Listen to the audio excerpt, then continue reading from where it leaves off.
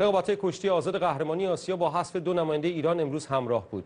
در روز نخست از مسابقات کشتی آزاد قهرمانی سال 2013 بزرگسالان آسیا که در شهر دهلی نو پایتخت هندوستان پیگیری میشه، حسن مرادقلی در وزن 60 کیلوگرم در دور دوم مغلوب حریفی از کره شمالی شد.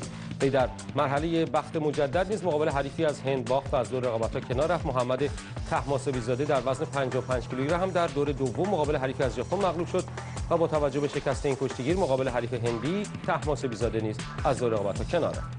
مسابقات 5 وزن دیگر فردا و دوشنبه برگزار میشه، اما رقابت کشتی فرنگی قهرمانی آسیا با مقام نایب قهرمانی ایران به پای رسید. کره جنوبی با 4 مدال طلا، 1 نقره و 1 عنوان پنجم مقام قهرمانی رقابت را از آن خود کرد و تیم ایران با کسب 3 نقره و 2 برنز به مقام نایب قهرمانی بسنده کرد.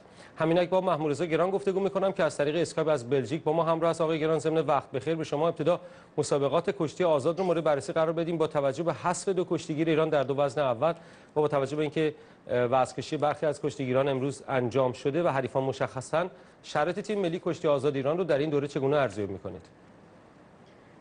درود بر شما جناب آقای عمادی، همینطور خدمت همه بینندگان عزیز عرض سلام و ادب و احترام دارم.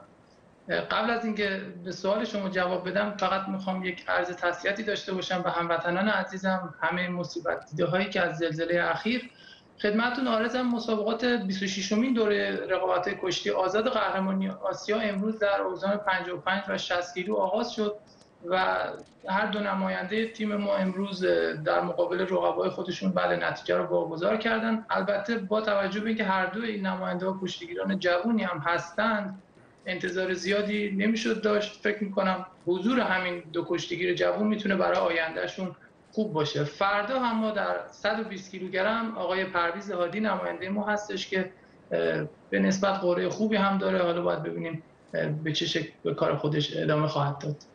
نایب قهرمانی ایران در رقابت قهرمانی آسیا، قهرمانی کشتی فرنگی و قرار گرفتن پس از کره جنوبی رو چگونه می‌بینید؟ ایران ناداوری ها رو دلیل کسب چنین مقامی اعلام میکنه؟ ببینید جناب عمادی، ما قبل از اینکه حتی بخوایم وارد این مسابقات در واقع کشتی فرنگی بشیم، از هفته قبل از اعزام تیم ملی متاسفانه با حاشیه‌های فراوانی که حاشیه‌های خودساخته در واقع روبرو شدیم.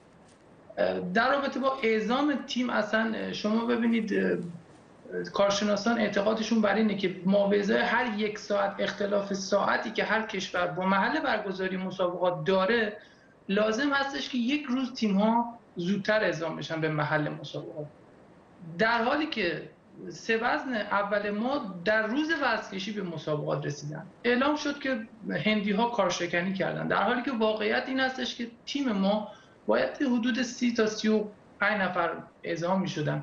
این 80 نفر فدراسیون ایران و یا تشکیلات ورزش ایران درخواست ویزا کرده بودن، به همین خاطر هم هندی‌ها ندادن و چوبش رو کشتیگیران ما خوردن به این ترتیب که کشتیگیری که روز وزن‌کشی به محل مسابقه میرسه خیلی کار سختی داره، استرس داره و به هر حال این روش و خستگی مضاعف میکنه کار رو و نمیتونه طبیعتاً توانایی خودش رو ارائه بده.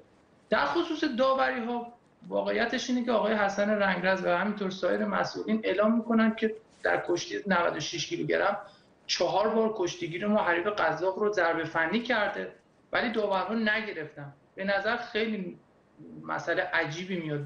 من فکر نمی کنم یه همچین مسئله‌ای بتونه صحت داشته باشه. بهتر هستش که بپذیریم ما در روز دوم هر اتفاقی هم برای ما، یعنی نمایندگان اوزان 74 84 و 96 کیلوگرم ما، هر نتیجه عالی رو هم که به دست می آوردن، باز هم تیم ما قهرمان نمیشد. نمیدونم اصرار مسئولین به این که میفرمایند قزاقستان رو کنفدراسیون آسیا میخواست قهرمان بکنه، من درک نمیکنم. متشکرم. محمود رضا گران، در مورد نشست کنفدراسیون کشتی آسیا در فرصت دیگه قطعا باتون گفتگو میکنیم و از دست دادن کرسی ایران که آقای روشن و آقای ابراهیم جوادی متاسفانه ناکام بودن. متشکرم از آقای محمود رضا گران. متشکرم. اما